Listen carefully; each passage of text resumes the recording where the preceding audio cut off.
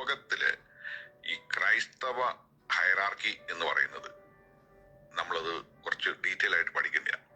അതായത് ഈ ആദ്യമുണ്ടായ ക്രൈസ്തവ മേലധ്യക്ഷൻ എന്ന് പറയുന്നത് അലക്സാന്ദ്രിയൻ പാത്രിയർക്കീസ് ആണ്. പറഞ്ഞ മനസ്സിലായോ?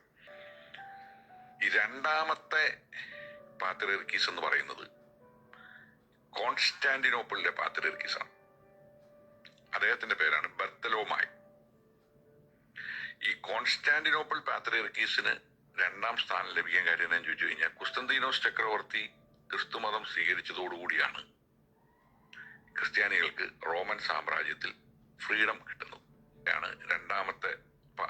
അതിനു മുമ്പ് തന്നെ പുരാതനമായ അലക്സാന്ദ്രിയയിൽ ഓൾറെഡി ഒരു പാത്രിയർക്കീസ് ഉണ്ട്. അപ്പം പിന്നീട് ഉണ്ടാകുന്നത് കോൺസ്റ്റാന്റിനോപ്പിളാണ്. പിന്നീട് ഡെവലപ്പ് ചെയ്യുന്നതാണ് മൂന്നാമത്തെ പാത്രിയർക്കീസ് ആയിരിക്കുന്ന ഈ അന്ത്യോക്യ പാത്രിയർക്കീസ് എന്ന് പറയുന്നത്. ഇത് നമ്മൾ ഭയങ്കര വീട്ടിലാണല്ലേ ഇത്. നിങ്ങൾക്ക് നിങ്ങളെ വീട്ടില് വെറുപ്പിച്ചാ പോലെ ഞങ്ങളൊരു സ്ഥാപനം നടത്തില്ല. ഞാനും ബബേട്ടനും